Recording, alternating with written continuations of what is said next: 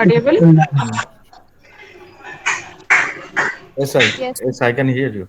Good afternoon, sir. Yes. So welcome address. Dr. Manisha ma'am, please start.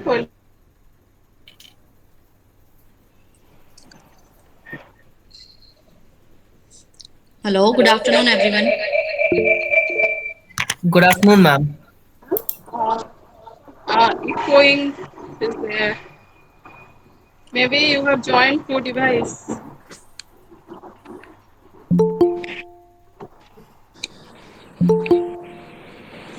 Good afternoon, everyone. I, Dr. Manisha, Department of Commerce, Shamlal College, welcome you all in today's session Accelerators Incubation Opportunities for Students and Faculty, Early Stage Entrepreneurs. Firstly, I would like to welcome Professor William Mohanty, sir, today's session speaker, our principal, sir, Professor Ravi Narayan Kar, and Dr. Sobhagya Lakshmi Singh, convener, Institution Innovation Council, Shamlal College, and all other esteemed faculty members. I would also like to welcome all the students who have registered for this seminar. Your presence here today demonstrates your desire to learn and grow. Today's seminar is an important event for all of us as it will provide us valuable insights, information on the topic that is essential to our education and future careers. The theme of this seminar is the session on accelerator incubation opportunities for students and faculties, early stage entrepreneurs. I assure you all that today's session will be engaging and enlightening experience for all of us. Now, I would like to give a brief intro of our esteemed speaker session facilitator, Professor William Mohanty, sir, who has been generously agreed to share his valuable time and expertise with us. Professor William K. Mohanty is presently working as Professor, Department of Geology and Geophysics, former head, De Sarkar Center of Excellence in Petroleum Engineering, IIT Kharagpur, and former President, Technology Students, Gymkhana, IIT Kharagpur. Professor Mohanty has about 25 years of research and 20 years of teaching experience. His research areas cover different aspects of seismology, seismic hazard assessment, and seismic microzonation, studies of megacities and industrial cities in India, gravity and magnetic studies for tectonics, shallow surface investigation, oil and mineral exploration, and science and heritage initiatives. Professor Mohanty, with his students and collaborators, have published more than 67 research publications in refereed journals and more than 70 research papers in international and national conferences. Five book chapters and 10 other publications. Professor Mohanty has ongoing completed 16 research and 11 consultancy projects funded by government as well as industries. Professor Mohanty has been awarded National Rural Talent Search Scholarship from 1980 to 1983, Japanese Scholarship 2003, Junior Associate at International Center for Theoretical Physics, Trieste, Italy 2003 to 2010, ICTP Program for Training and Research in Italian Laboratories 2003, Department of Science and Technology, Government of India, Young Scientist Project Award 2002 to 2003 and 2004 and 2007. He is the fellow West Bengal Academy of Science and Technology. Now, let us all take advantage of this opportunity to grow and learn together. We have an exciting lineup of topics and activities for the day, so let us make the most of it. Now, I would like to invite Professor Mohanty to start his valuable talk for the day. Am I audible? Can you hear me? Yes, sir. Yes, sir. Yes, sir. Okay, thank you, Manisha ma'am. I would like to thank Shamlal College, Delhi University, especially Professor Ravi Narayan Kaur and Dr. Shobhag Lakshmi Singh for inviting me, and all the Innovation Center for inviting me for this talk. In fact, I used to give lectures in the classes, and we deliver lectures in different conferences on based on our expertise and research. But this is something new. We rarely do this type of job. The thing is that here I'm going to talk about what is the scope of geology and geophysics. And if I talk about geology physics and look at the problems we are facing, it's not only a problem related to geology geophysics. It's a problem where most of these interdisciplinary people has to be involved. Like geology, geophysics, along with you need the mathematics, you need the physics, and you also need the social science people to be there involved to solve some problems related to the geology and geophysics. And I understand that the many of the participants they are not directly from geology and geophysics. It's a very heterogeneous audience from different discipline. I'm going to talk about very fundamental things and how we are going to address the challenges which you are facing today on the society and how we can overcome and what are the perspectives for other people to venture into startup and entrepreneurship. So may I just uh, present my slide? So I am going to add it now.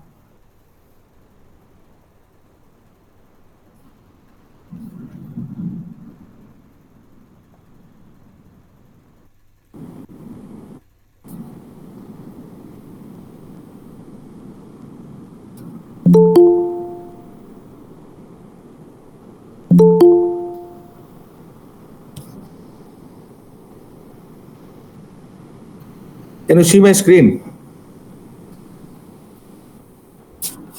Yes, Yes, sir. sir, it's visible. Yes, sir. Okay. So this is one of the topic I choose like geology and geophysics as subjects, activities and domains of work, accelerators, incubation and opportunities. So as I told you, this is when you talk about the work and activities, it's not only confined to geology and geophysics, application to which is a interdisciplinary approach where you many of the discipline has to be come together to solve the problem. Why it's so? When you I proceed, you rightly know what involves here. When you talk about the earth system science, it includes the atmosphere, ocean, and your solid earth part. Here I'm going to talk about the solid earth part. I'm not talking going to talk about the ocean or the atmospheric part. So basically, we are dealing with the solid earth geology and geophysics part over there.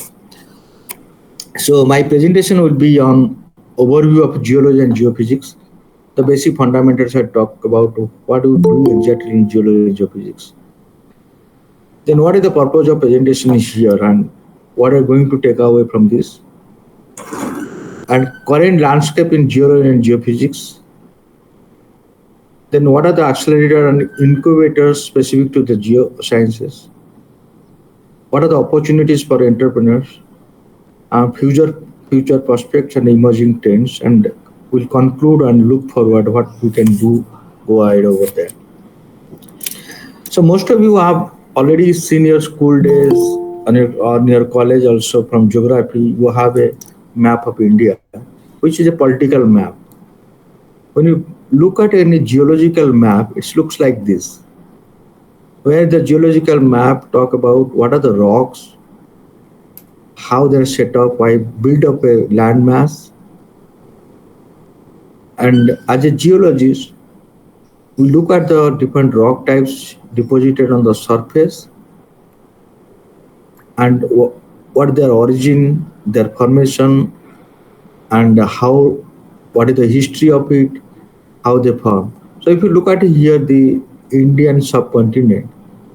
So in the northern side you have the Himalaya, and in the central part you have the Deccan Plateau, Peninsular India, and both the sides you have the Western Ghats and Eastern Ghats in the coastal part, West Coast and the East Coast, and in between you have the Indo-Gangetic Plain.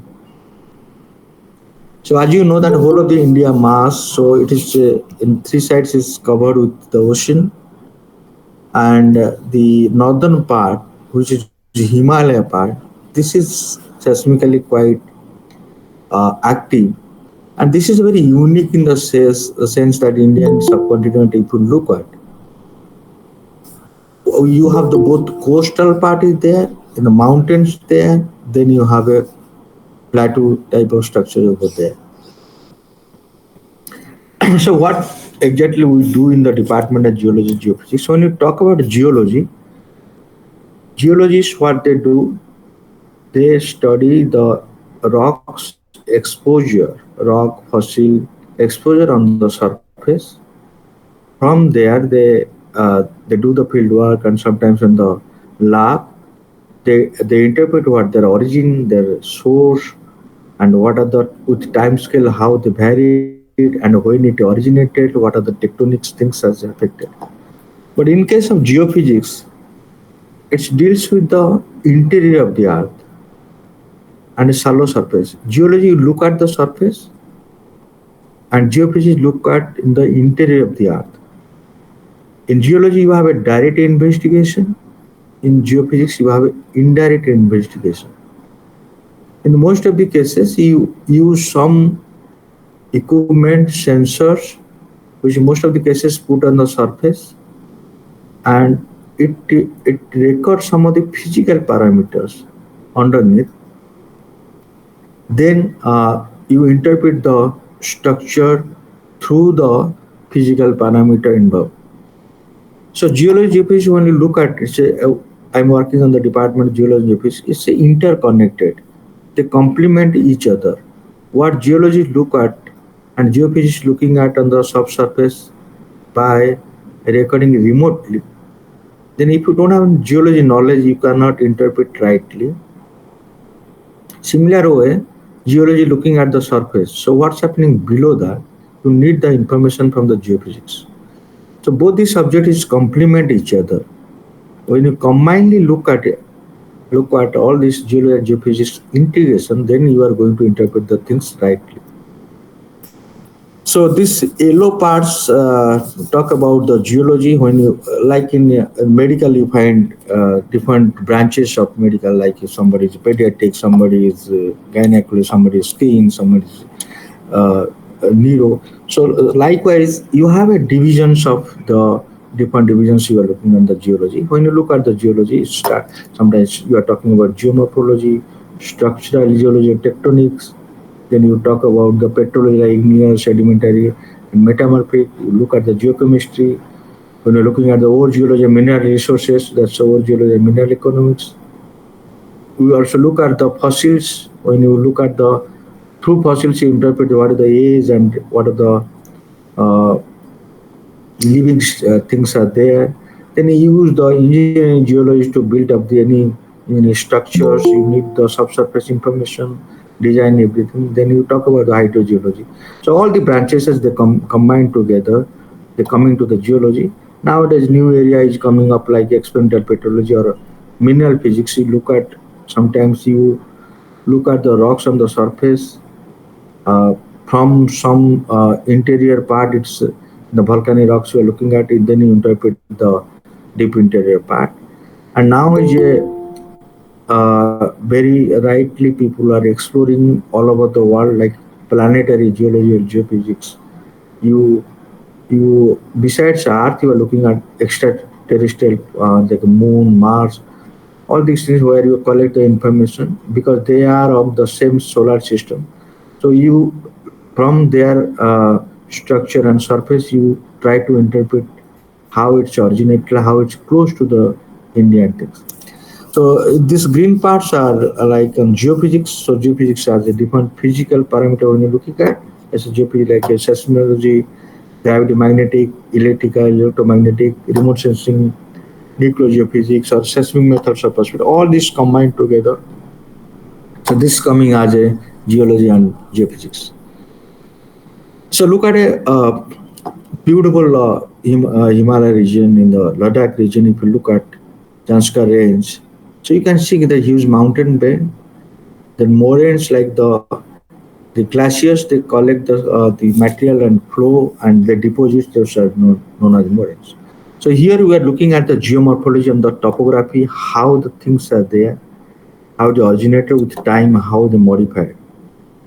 So this is the through geomorphology we divide the region and look at the how technically they can undergo some techniques over there.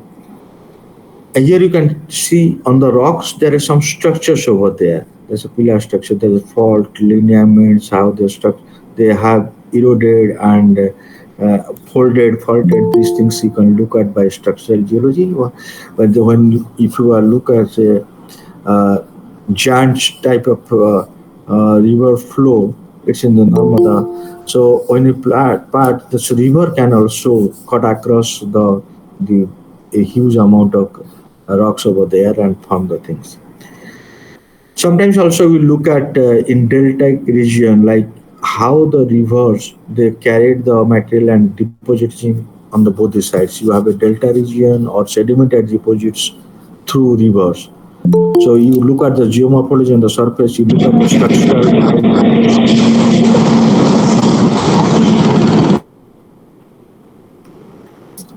Is it okay now? Can you hear me? There's some disturbances. Can you hear me now? Hello? Yes, sir. Yes, sir. Yes, sir. Sir. Okay. Okay. Yes, sir. Okay. So we talk about the geomorphology, then structural things. Then we talk about how the sedimentary deposits carried by the rivers they are deposited on the both the sides of the rivers. A river also changes its track. It's not that the river will be flowing on the one direction. It will be in the follow the same path. Sometimes it changes during the flood, during the rejuvenation of the river system. They also change their branches. Like if you in Delhi, if you look at the Yamuna River, many times it change the tracks. Those are the paleo channels, and those are sometimes very dangerous if you build any structure above a paleo channel. So that means your foundation is sedimentary deposits. So any ground motion or earthquake waves are coming from Himalaya. So that's going to amplify that. So these are the studies you need to know in hand before that where you are going to build up the structures. And by the process also we look at the different rock types. So can anyone tell me what is this looking at? Have you seen or heard about this type of structure? So this is one of the impact of the meteorites. That's lunar in Maharashtra. Uh, this is the Bulgana districts. So what happens here when you have a this is the basaltic trap deposit and you have a lunar that this impact of the lunar making a lake type of structure over there. So you can look at this lunar. You don't have any outlet here. So this is mostly this is saline water, and you can see the dimension of that and how the meteorites has been impacted on that, and you can also look at. So mostly it's filled up with the rainwater over there. So these are the varieties of geology. We look at what we exactly study. We study the Earth's history, nature, then materials and the processes involved. So when you look at the histories, then how it's formed and how it sometimes the sedimentary and metamorphic rocks, igneous rocks, the metamorphose. So what is the age when it formed, and what are the things that happen on the tectonics? Then what are the materials involved over there? What are the processes they have undergone? So as I talk about the different branches of geology, and that's what you're going to uh, the study all aspects of this on the surface by geology and down to the surface on the deep interior you look at through the geophysics. So this is one example of any structure you are going to have. You should have a background knowledge of the geology, and engineering geology will guide you how you are going to build a dam or how you are going to build a bridge, any underground structure, because you need to know what is the rock types below and what is the strength of the rock and how the slope is varying over there. So designing before any designing civilization take up, you should have a background knowledge of the engineering geology aspects of there. Then only you can go ahead. So if you are sitting in a room and you look around, all the materials you're looking at, that's is a contribution from the you are getting it's the resources coming from the earth. Any material you look at there. And the geology is they're dealing with the earth. You talk about the mineral resources, you talk about the ores, you talk the different rock types, all these things. You look at the you are sitting on a building, the material they use, the cement and other things, they are coming from this earth. You talk about iron, you talk about any very developed country you look at. So where this material is coming from? If there is no resources there, this without the discovery of these resources, we are going to it's a you cannot develop anything. So geology and geophysics plays a great role, but it also needs the hands of the other people to join hand to make the life uh, suitable and affordable over there. So whenever you look at the surface, you need to go to the field and collect the samples, look at the structure, map it, and come back and prepare a geological map of your own, and look at the on the lab also you look at the what is the in the minute micro scale, what are the material involved. On the micro scale also you can look at what are the changes due from the formation till now it has happened. So this is a marker mineral deposits. You can also see the same lineaments and faults which you are seeing on the broader structure. You can also in the laboratory you can see it in a very nice way. What are the minute mineral assemblages, how they are aligning from there you can also interpret how the tectonic things have happened.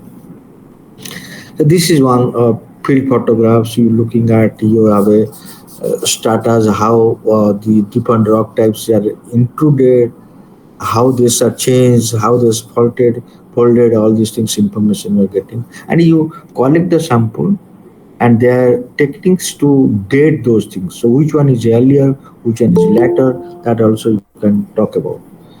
So this is the thing which you go to we talk about. Every rock has a story. So every rock has a story. It's talk about how it originated, how it has gone through the with the time, and what it there is containing, and how it's useful. So this is one of the field photograph with the students. They look at the on the different terrains to map it and come back over there.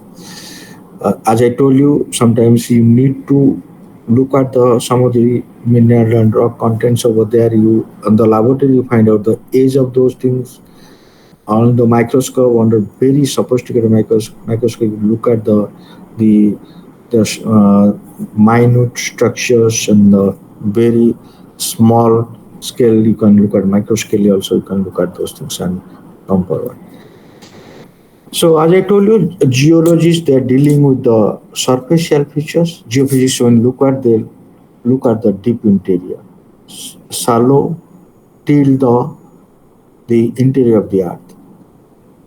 So from your school days, you might have heard about or you deal with like you know that there's a crust, the upper part of the chart. Then you go down, then you have a upper mantle, lower mantle, then outer core, inner core.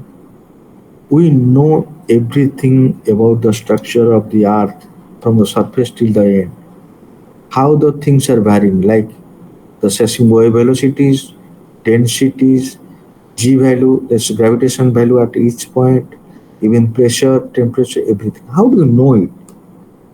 We have not gone anywhere. We maximum dig if you look at it's a few kilometers, maximum 20-25 kilometers to travel. Now, of course, now the Koena drilling, deep drilling is going on, and they have gone far away places, but still then also you are not going deeper, touching on the lower crust even. So how do you know about all this interior of the earth minutely, every part of it? That's through the geophysicists. So what geophysicists they need? They need some tool to solve problems of different kinds. So the different geophysical tools have in common the fact that they involve measurement of some physical properties of the rocks. So when you go for the geophysical survey, so you use the geophysical techniques. That's geophysical exploration involve the remote sensing of some physical properties of the ground using instrument, which in most of the cases you put in the surface. In some cases you put in the deep boreholes there. You measure some physical parameter. So again, this geophysical survey, when you look at, you can divide in two parts. One will be your passive method, another is induction method. So what you exactly we are doing in the passive method? So if you look at, we are sitting here on a chair on table. So what happened? You are sitting here because you have a gravitational force is acting on us. If there is no gravitational force, you are just floating yourself. So this gravity and magnetic, sometimes radioactive, they are known as passive method. They are acting on us every time, but we are not able to feel it, but we can see the effect of that. So those are the passing method, and that means you put the equipments. The equipments will be measuring the inherent properties of the earth. That's the gravity and magnetic, and sometimes the radioactive elements will be there. But in some other cases, you need to send a signal, and this signal will pass to the medium and hit in the boundaries or the discontinuities over there. It will reflect back, and all these things coming back to you again. Then looking at the time it started and coming back to you, or otherwise how it's moving far, how far it has gone, and it's coming back to you. So sending the signal, you have a source. To the source you are sending the signal, it's propagating the medium, and it's hitting back in the discontinuities, and or not the propagation of the medium. When it's reflect back or refracted, so you measure it, you look at how far it has gone. Then you talk about from the properties, then you talk about the physical parameter involved on the medium. So if you look at the seismic, so here through hammering or explosions, you send the signal, then the signal will be propagated the medium. When they propagate the medium, it's depending upon the elastic modulus parameter of that medium and density. So they go reflect and reflect back, and you are looking at the, you know, the origin time, you know, the time duration is coming back from the distance, so you can infer about the propagation time. From there I'll show you the one experiment how can you do it. Similarly in the gravity, because the gravity means the attraction due to the masses. You might have, all of you have heard about Newton's law of gravitation. There's a force between two masses should be the attraction between two masses divided by the square of the distance. As you go away from the center of the earth, it's going to attraction going to decrease. That is also known as inverse square law. In gravity and magnetic also Coulomb's law. So similar way, these are also known as inverse square law. So one part in gravity and magnetic, which are the inherent property, which is by passing method we are measuring. So one case you have the density, the other case is of the magnetic. In otherwise you have the, you are looking at the electrical methods. You electrical signal you are propagating the medium and how it passing through. If it's a high resistance, low resistance, you can also plot it, find out what are the material through the resistance properties, conductivity and whatever the line. Then you have induced polarization, cell potential, electrical potential, or electromagnetic like electromagnetic, you can find out how the rock conductivity, electrical conductivity over there. Like in the GPR, ground penetrating radars, you are sending the signal, it's propagate through the medium. It is talk about the dielectric constant of that material. Then from there you can find out the material involved. So all these cases, geophysics showing look at seismic or gravity, magnetic, electrical, electromagnetic, or GPR, radioactive, all these things, they are remotely, we are measuring some physical properties, physical parameter. Then we are inferring some the rock types over there, interrupt that. So from the gravity, you can talk about the basin shape and extent. Like basin fins, where you have a Oil and gas generally they found in the sedimentary rocks. So if you have a huge amount of sedimentary deposits, then because when oil reserve is there, oil is formed in a kitchen rock, then you have a reservoir, then you have cap rock. All these things are the sedimentary rocks. So the so because if you have a huge amount of sedimentary deposits through gravity and magnetic, if you can find that what are the basin structure, limit and all, how what is the depth to the basement rocks, then you can talk about if there's a huge amount of sedimentary deposits, so there's a possibility of oil and gas over there. Then you can go for the things. Similarly, electrical, you'll talk about the high resistivity, low resistivity. Through electrical method, you can very well identify the groundwater. How deep is your groundwater there? You can find out. Of course, through the seismic, you can find out the oil and gas and the sedimentary deposition. This will give you the velocity variation over there. You can find out seismic wave velocity. So let's. I'll just give you one example of the seismology. How we deal it.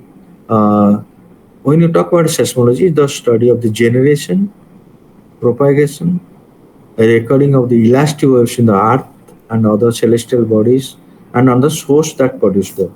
That means when you talk about the seismology study, you have a source. It might be natural source like earthquakes, or it might be artificial source like explosion and other things. Whenever you have a source, that source should some from the source some energy is propagated in the form of seismic waves. They propagate in the medium that's coming back to you, then you record the things you talk about the material involved. So, can you see these wiggly lines? So, this for any layman, if somebody look at, this is such wiggly lines. This is one of the earthquake records, Sumatra earthquake recorded in IIT Kharagpur, one of the very broadband observatory we have. We recorded this earthquake.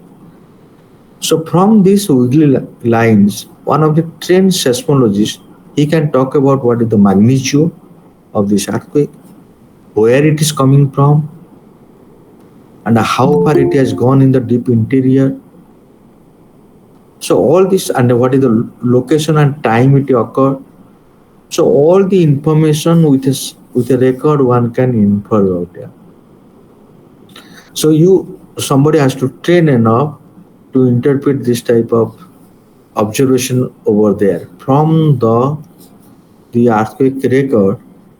You can talk about how big is the earthquake, where it occurred, when it occurred, and what are the regions is propagated in the medium. So this is Sumatra earthquake recorded at IIT Kharagpur Seismic Observatory.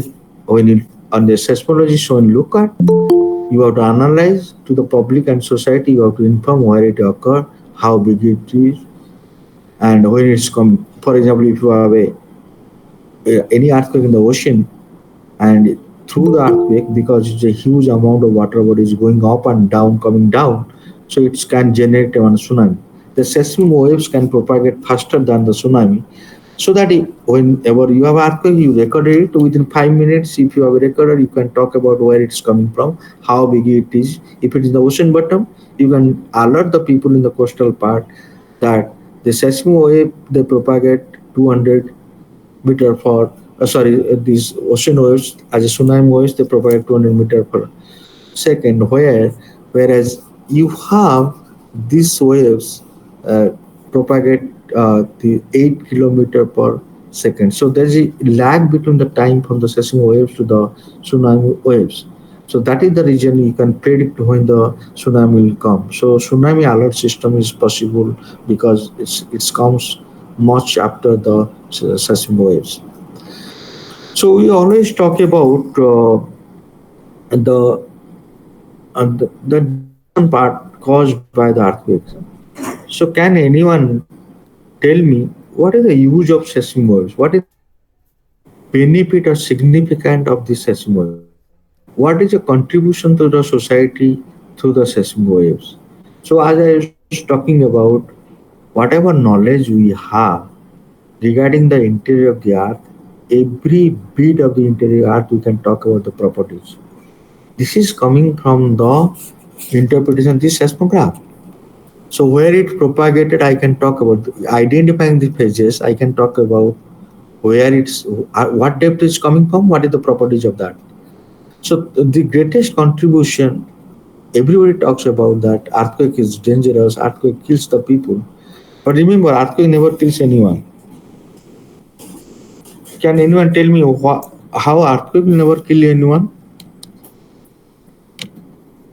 Earthquake never kills anyone. Have you seen that earthquake coming from the ground and squeezing your neck or killing you? It's we generally we make our own trap. So if somebody is standing outside in the field out of the house, any magnitude of earthquake will come. At best he can fall down. Nothing will happen to it. So if you design the structures which can withstand because of the future earthquakes, how big it is. In developed country that's possible. In California region, if you look at the San Francisco region, there is huge magnitude earthquakes are coming. But because they are designing structures which can withstand because of any magnitude earthquake, it will come and just come and shake it and go away. But here, as we are not following exactly the seismic building codes, that's why the earthquake are causing fatalities here or casualties here. So that's why Keith Aki, long back, he was a president of the Seismological Society of America. In one of the Seismological Society of America annual function in 1980, he talk about very such things which will fascinate you to study the geophysics. What he talk about? He talk about the joy of being a seismologist comes to you when you find something new about the Earth's interior from the observation of seismic waves, opted on the surface and realize that you did it without penetrating the earth or touching or examining it directly. So, sitting on the surface of the earth, you talk about the outer core is liquid. How you know that outer core is liquid? How you know that you are at transition zones in the upper mantle? How you know that inner core is solid? What is the temperature at the lowermost mantle?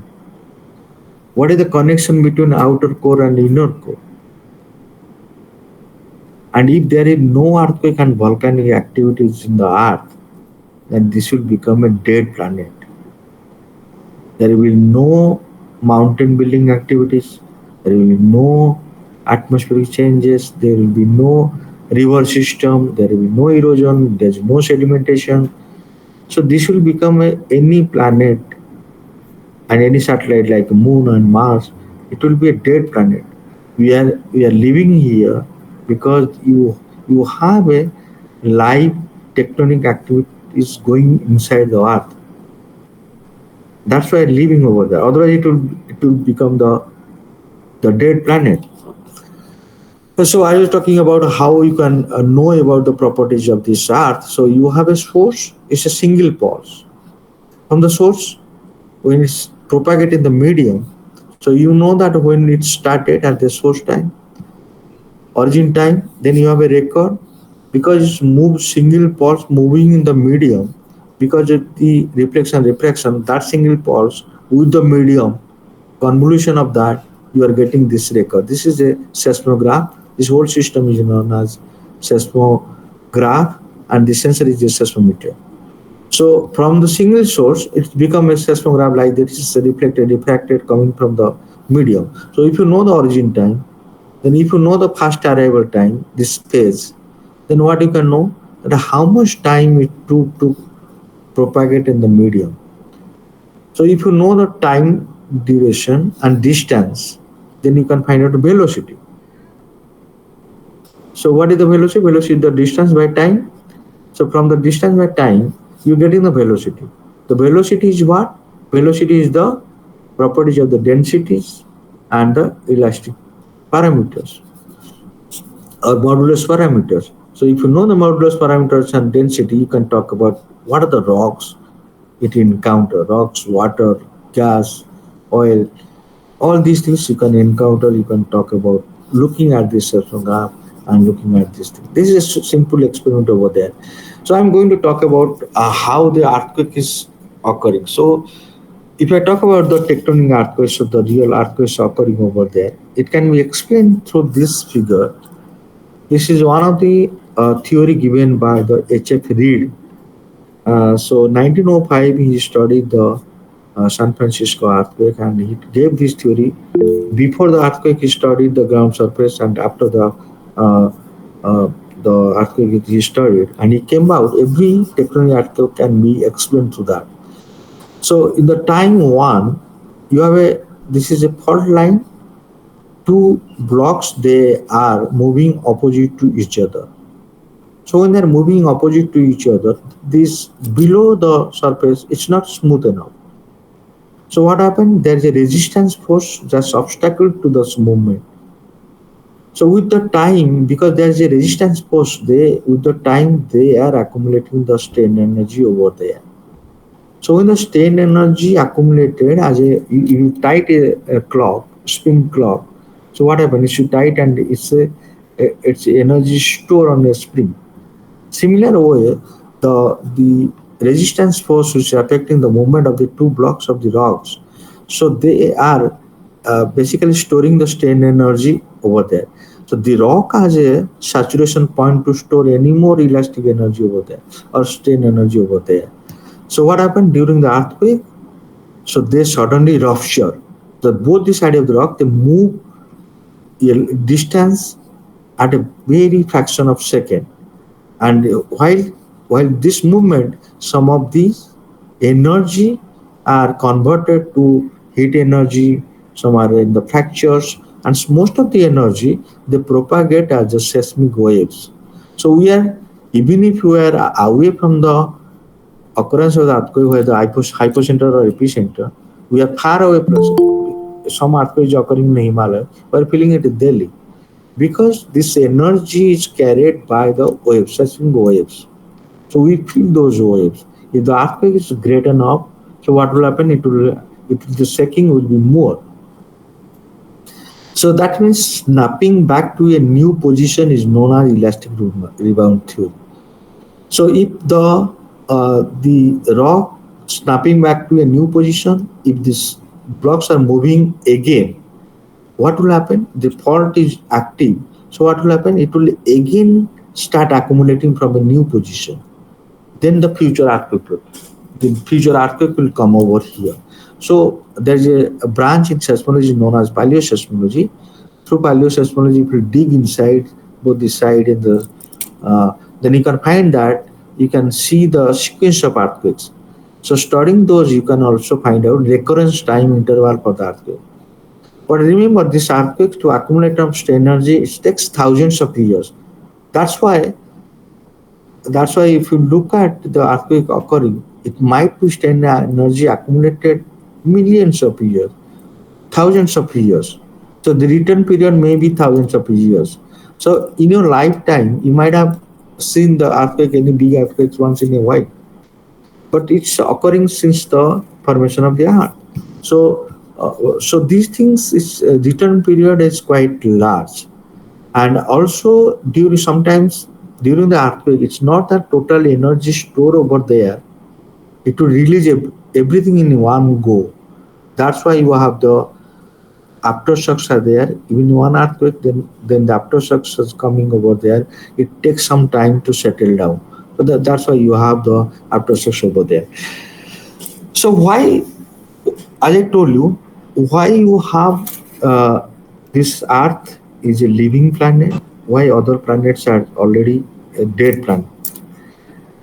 So if you look at this figure, so what you see the distribution of land masses and oceans in the present, it was not like this in 2025, 225 million year ago. This is the Pangea is the whole landmass and Panthalas is the whole ocean. So they started drifting away from each other, and you're 200 million years back. Then you have the Laurasia and Gondwana land. Gondwana moved towards the southern side. Laurasia went to uh, this northern side. In between, you have the Tethys Sea. That's what we see in the Himalaya. That is the closure of the Tethys Sea. So then it's with the time span they moved away from each other. The present situation over there. But this thing was not known to many people. Uh, there's one map maker in Dutch. What he was doing, the preparing the map of the Earth, he found that if you bring the South American and the African continent together, bring together, they can join together, just juxtapose together there. So in 1596, he first talked about this that this landmass were not together. And he talked about that there might be some fraud and other things are responsible for drifting away from each other. In 1596, he talked about. Then people didn't bother to look at that part. Then there's one Alpha Lothar Wegener. In 32 years, he's a meteorologist from Germany. What he did, he published two papers based on his scientific evidences. He talked about that these continents, what you see in the present form, they were together, and with time span, they just drifted away from each other and were fine. What are the evidences talk about? Of course, the coastal matching, South America and Africa, you bring together the coastal matching are there. Many of these coastal part where when they are together, the Antarctica and Australia. So these coastal matches are there. If you look at both the sides, the rock part, how come Africa and South Africa in connecting together the rocks, both the sides rocks are same, and even the structures both they are continuing in the both the sides, and the flora and fauna. This the fossils what we are finding, the same type of fossils you are across the coastal lines you are finding.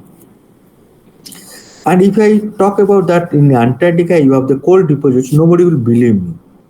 How come is a frozen landmass has a coal deposit? Coal deposits needs to have tropical climate.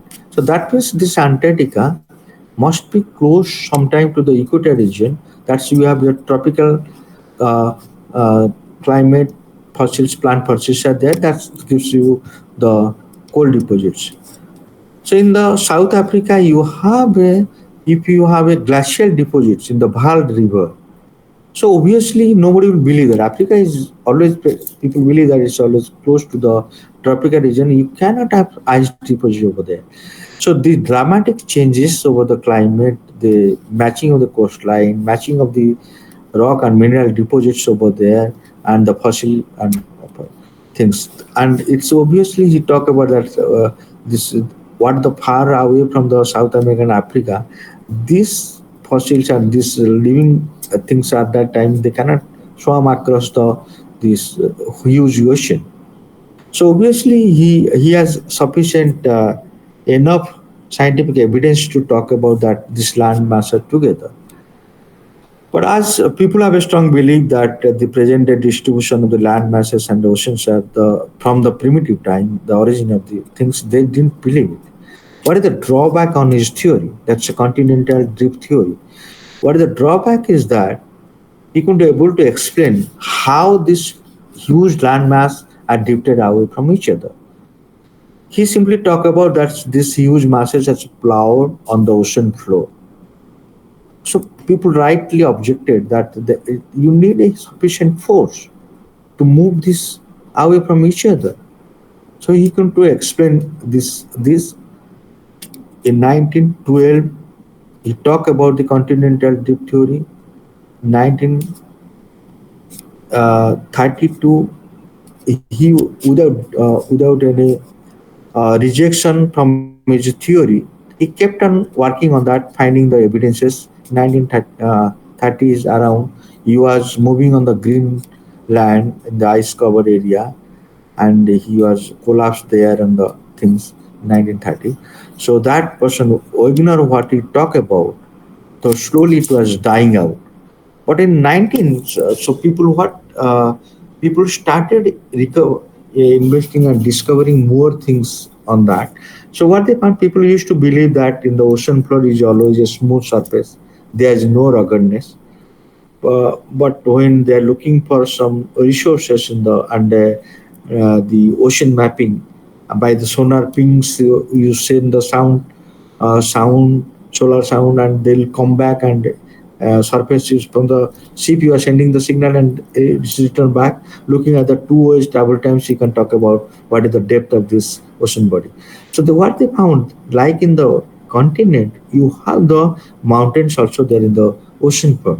So what if they believe that it's a smooth curve? It's not. It's a rugged surface are there, and you have a magnetic material present on the some part of the ocean floor, and as you coming close to the this where the magma is coming up, they are of present day magnetic. As you go away from the bend, they are of reversal because the magnetic field the reverse is polarity with time.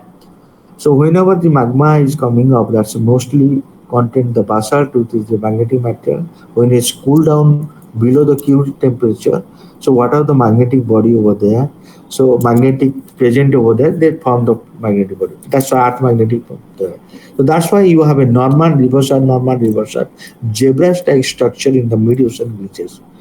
So what they found that it's all throughout the globe, like about 5,000 to 2,500 kilometers stretch over there, and some of the mountains height is going for 400 meter.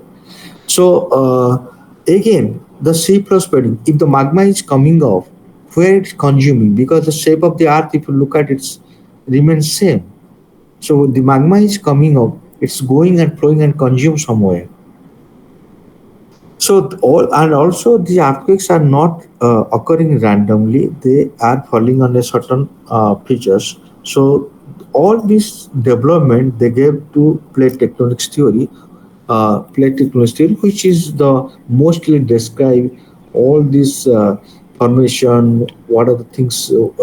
What are the land mass you're looking at? All these answers you can get it. Like the dotted lines and the haze lines talking about the distribution of the seismic activities. They are following certain boundaries. Those are known as plate boundaries. So as I'm talking about, magma is coming on the ocean floor. That's mid-ocean ridges. So magma is coming up. They cool down. What are the magnetic properties over there? It's taking up. So as the flip up of the Earth magnetic field. So sometimes it's normal, sometimes it's reversal. So both the sides you have normal, reversal magnetic field over there. That means new magma is always coming up, and they go away because of sea flow spreading. So it's as a conveyor belt, it's going away from the belt.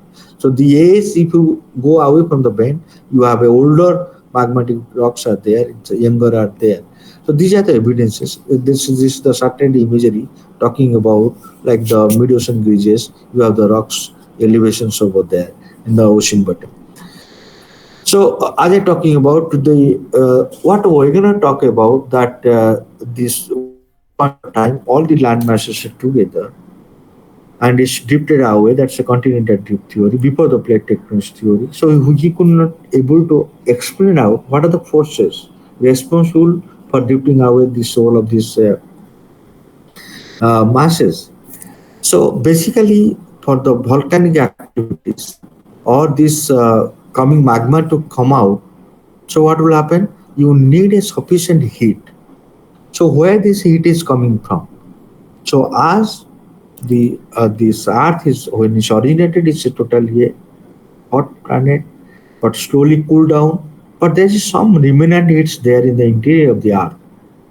So those are the responsible.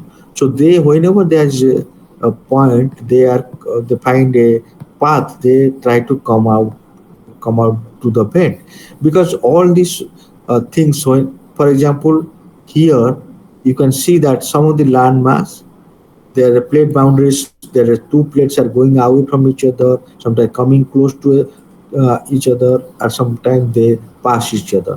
When they come close to each other, if the oceanic and continent they're colliding, so what happen? This oceanic part is going down below. So when it's going down below, you have a heated material over there, so it's melt down. When it's melt, so what will happen? This melt material become, because of the gravity, this become lighter. So it is coming out to the vent as volcanic activities over there, and once it's come out, it's cool down. Once it's cool down means it will be become again it's heavier, because the gravity again is going downward. So all these things, as you're talking about the C plus spreading, that's one way it's generated, it's consumed. That's why the whole of the shape of the earth, from its beginning, it's the shape of the earth has remained same. So let's come back to the disaster part of the risk due to the earthquakes occurring over there. In the 20th century, what we found that the casualties because of the different hazards compared to the earthquakes. So whole of the other hazards, they are contributing 50% casualties. Whereas in the earthquake, it's contributing 50.9% of the casualty and number of losses of the life.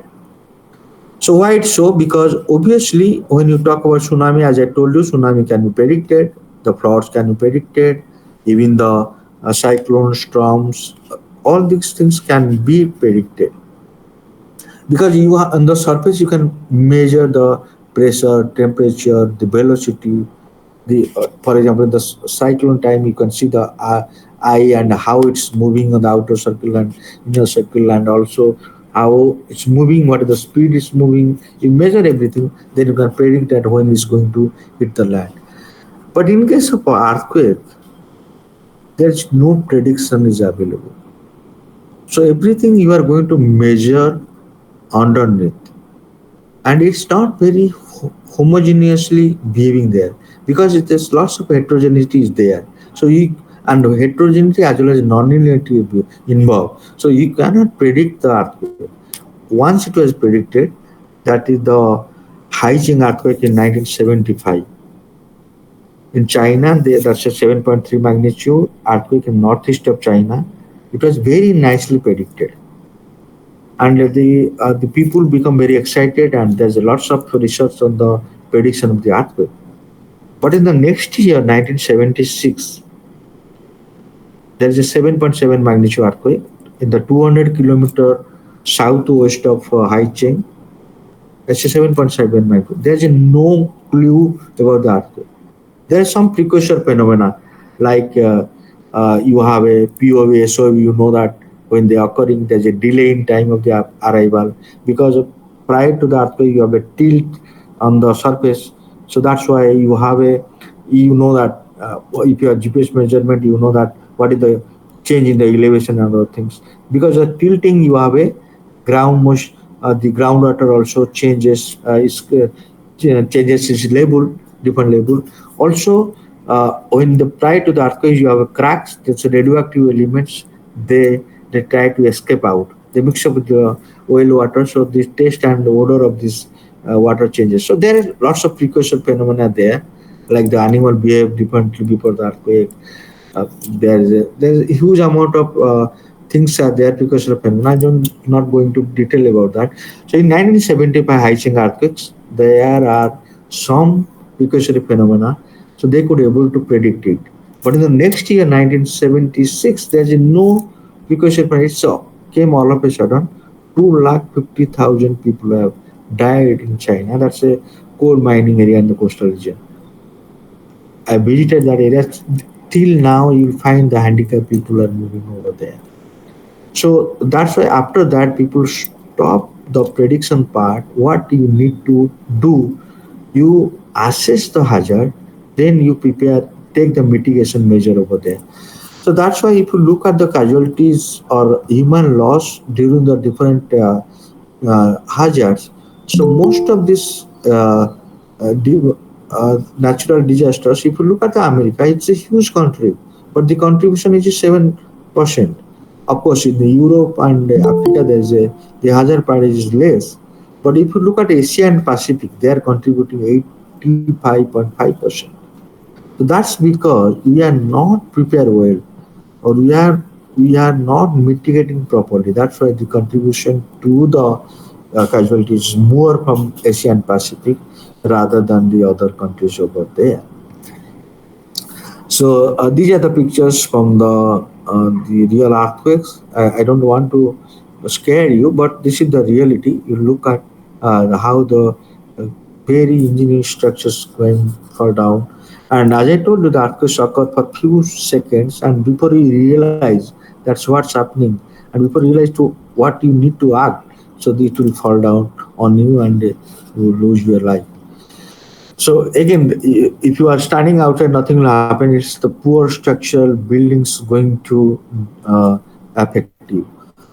So what you need to do, you should have a strict building course, which has to be updated regularly, and the authority has to check that you are following strictly the building codes and structures over there. But again, people are not very convenient in the sense that to have a built a structure which can withstand because of the large earthquakes, require a huge amount of money. So economically, it's not valuable. So you have a regular occurrence of the earthquakes. You are living in a structure that might collapse anytime due to the earthquakes. Then what next you need to do? So as I told you, so we need to approach and identify the seismically hazard zones and prepare construct the structure in such a like in the large buildings in San Francisco or in the earthquake affected area in California region. What they in other areas also, what they do, there's a base isolation. You have a high-rise buildings, but it's not connected to the base. So you have a spring system or rubber there. Any shock is coming down below the ground. So the spring will absorb. The whole of the building will move along the waves and it will come back and rest from this original position. Or if you have a rubber in between the foundation ground and this thing, what will happen? It will not propagate to the building. So these things are earthquake resistant structure you need to have. And prediction is many times people are failure than the success. So that's why it's not prediction is not advisable. So so that's why you have to identify the assess the hazard and you have to take the mitigation measures over there. This is one example I'm talking about in the we have the chromite deposit. We are given one tax to find out the chromite deposit in the Sukita region. So as you know that chromite is a magnetic as well as high dense. So we took the gravity and magnetic study. This is the gravity interpretation. So we did the gravity survey along the profile different grid pattern. So what we find that a high dense material over there. So this is the anomaly we found. The this is the deep seated and this is the shallow surface. So anomaly means it's a contribution of the whole earth. So when you extract the regional from that, so you have the residual over there in the shallow surface. Also, you can 3D, you can propagate up to what depth you have this type of high dense rock. So also across the profile you can tell.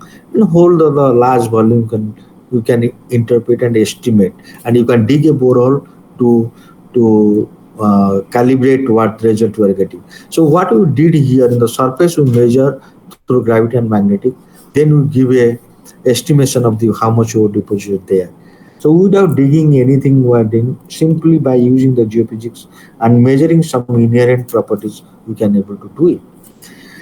So next coming to the oil and gas, like you have a seismic profiles and logs, and then we use the AIML, artificial intelligence and machine learning, and predicted the volumes, the water saturation or the oil volume and other things you can predict it. All these things we have done remotely, taking some measurements and informing about that.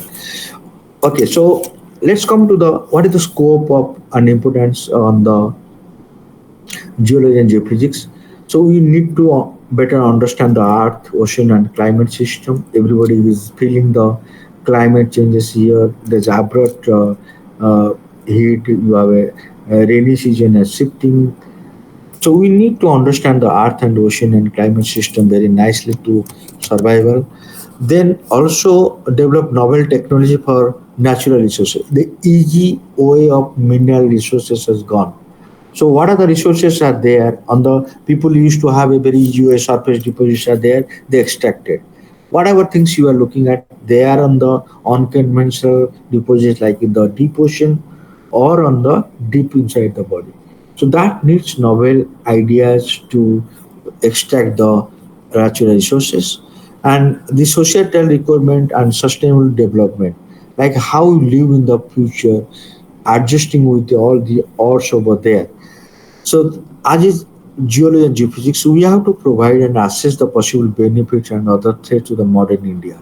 So, if you can do all these things, then as a geoscientist, what we are going to do, we can, as a geoscientist, you can enhance if it adds value to the society, economic system, and tackles the environmental challenges. So, what are the strategy programs we are looking at here? Like in the climate changes, that's the fossil fuel is going to be banned all over the world, and being India as a rich in the coal, and most of these things were depend on the thermal energy. So we cannot go away from the coal, and fossil fuels. Most of the things we are using, but many countries they have from the fossil fuels they have going for alternate energy resources. Like you have a geothermal, wind, solar energy, and also government has already in the COPs the you have already we have already promised ourselves that we will cut down the carbon emission to the surface. These are the greenhouse gases going to trap the heat energy on the surface of Earth which is creating the increasing the temperature over there. So what you need to that the CCUS means carbon capture, utilization and storage. You need to whatever the carbon is emitting, so you need to utilize the carbon dioxide or you have to store somewhere. So this is a large discussion. I'm not going to in detail. So this is the need of the hour strategically. If you not do that, the carbon budget we have to pay the taxes. Because what mistake we are doing here, it's not only our country, it's affecting the whole globally. Anywhere in the globe, whoever is doing, that's contributing to the whole humankind. So that's why there's a heavy tax. You might be prohibited with lots of things. Like as I told you, this earthquake early warning system in the sense that we cannot predict the earthquake, but if you can send the early warning system, like any earthquake occurring in the Himalaya, if you can before the ground vibration coming to you, if you can send the signal, so what will happen? People will be alert. They will go away from their building. Then you can save the life. So that's what, for example, Himalaya belt, whole of the Himalaya belt, they are going to have the greater magnitude earthquakes. So Delhi is 300 kilometer away from there. So if you look at the 6.5 kilometer to 8 kilometer seismic propagating, so it will take about 60 second to 65 second. So within the 60 to 65 second, if you can electronically can send the signal. So what you can say, if you give even the 30-second time lap, so what will happen? People, you can evacuate the people from the building. So this early warning system people are doing in Mexico, in Japan, in USA. So on the source region where the earthquake is coming, so you put the equipment and you record the equipment. If you can measure that the earthquake is bigger, so what you can do, that it will process automatically, and if it's a bigger it will send a signal to, for example, FM radio station. So FM radio station what will do, it will automatically switch over to the early warning system, like earthquake is coming, so that people will know it and they'll go away from the buildings. That's what in Mexico people are doing and they are successful. So rather predicting the earthquake, the early warning system is there. So all these things when you are talking about, either it's a carbon capture or early warning system or the mineral resources. All these things you need the for example, how will capture? Geology geophysics cannot capture the carbon dioxide. You need some sort of expertise to capture it, to transport it, and on the storage part over there. In the early warning system, you need the computer engineer, electronic engineer to develop such system which can record automatically transfer. So when you talk about the societal problem, it's not only geology geophysics. It's maybe occur things are happening because of geology geophysics, but you need hand in hand with other disciplines to develop certain things which can go hand in hand and a survival in the future. Are you listening? Because I'm totally blind over there. I'm talking, so I have no clue. I'm listening, or can you hear me? Yes, sir. Okay. So sometimes what happens, you online when you take the class, you are talking, and other side what is happening, I don't have any idea. So again, so these are the things. Then come to the shallow earth issues such as water body, the how the water is contaminated, how much depletion the groundwater, that's need to be monitored. Then coming to the smart city, you might have seen in the recently, you are staying in Delhi. So what happened in Delhi, you have some sort of rain and everywhere it's a jam. Why it is happening?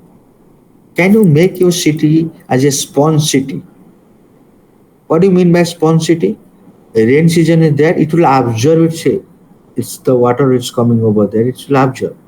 So you need more number of ponds, more number of lakes, and more number of open spaces. So what happened? The city, the smart city will become like a smart sponge city. Then you need to have an idea about the subsurface geology. Then geohazard risks, the groundwater resource management, all these things can make the things like a smart city. Then coming to the blue economy. So like government of India now spending lots of money on the resources that's on the deep ocean, like cobalt, nickel, sulfides, even the silver, gold, all these some rare earths. They are sulfides are they are in the deep ocean. So how we can map those area, map the seabed, and find out the economically viable deposits? We need nickel, iron, cobalt. These are very valuable materials. So that's why the things are going that blue economic and mineral resources explore over there. That is the strategy program. Like the carbon storage, there's a deep ocean storage is there. You can deep inside the ocean, you have the rocks filled up with water. If you use those vacuums, you take away this water, inject the carbon dioxide in the deep ocean, and above it you have a this become a cover, and it do not allow the carbon dioxide to go out. In depleted oil and gas field, in basaltic region, all these things are there. You need to find out where you can go for the carbon storage and make the budget over there. So doing this strategy program, what you are going to have, the expected outcome is that you are going to train the cadre of young geoscientists capable of undertaking cutting edge research. Then improve the quality of research from the useful to useful. When you publish the paper, it might be useful for your career. You are publishing paper for certain people, but what is the use to the society?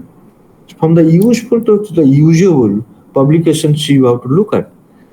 And you have everybody, not only geologists, everybody has a major role for sustainable development strategies and contribute thoroughly to